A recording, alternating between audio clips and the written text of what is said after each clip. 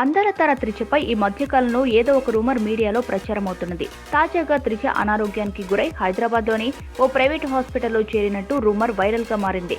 అయితే త్రిషపై వస్తున్న వార్తలను ఆమె తల్లి ఉమాకృష్ణన్ దోసిపుచ్చారు. త్రిషపై వచ్చిన రూమర్ సరికాదు. ప్రస్తుతం ఆమె మలేషియాలో ఉన్నది. హీరో అరవింద్ స్వామితో జంటగా నటిస్తున్న సితరంగ వెట్టై 2 అనే చిత్ర షూటింగ్ లో బిజీగా ఉన్నది అని ఉమాకృష్ణన్ ఓ ప్రకటనలో తెలిపింది. ప్రస్తుతం మోహిని, సితరంగ వెట్టై 2, గర్జనైతో పాటు మరికొన్ని చిత్రాల్లో నటిస్తున్నారు. ప్రస్తుతం ఫుడ్ పాయిజన్ కారణంగా త్రిష తీవ్ర అస్వస్థతకు గురైంది. చికిత్స కోసం హైదరాబాద్లోని ఓ ప్రైవేటు హాస్పిటల్కు తరలించారు అనే వార్తలు మీడియాలో వైరల్ గా మారాయి. హీరో రానా దగ్గుపాటి త్రిషకు ఎంగేజ్మెంట్ జరిగిందని గతంలో కూడా వార్తలు వెలువడ్డాయి. తాజాగా సుచిలీక్స్ వ్యవహారంలో త్రిష, రానా ఇద్దరు సన్నిహితంగా కలిసి ఉన్న చిత్రాలు ట్విట్టర్లో ప్రత్యక్షమయ్యాయి. గత కొద్ది కాలంగా రానా, త్రిష ప్రేమలో ఉన్నారని, త్వరలోనే పెళ్లి చేసుకుంటారని రూమర్లు వచ్చాయి.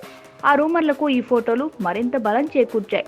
సుచిలీక్స్ వ్యవహారంపై ప్రముఖులు ఎవరూ కూడా పెదవి విప్పకుండా జాగ్రత్త పడడం అనేక సందేహాలు రేకెత్తించాయి.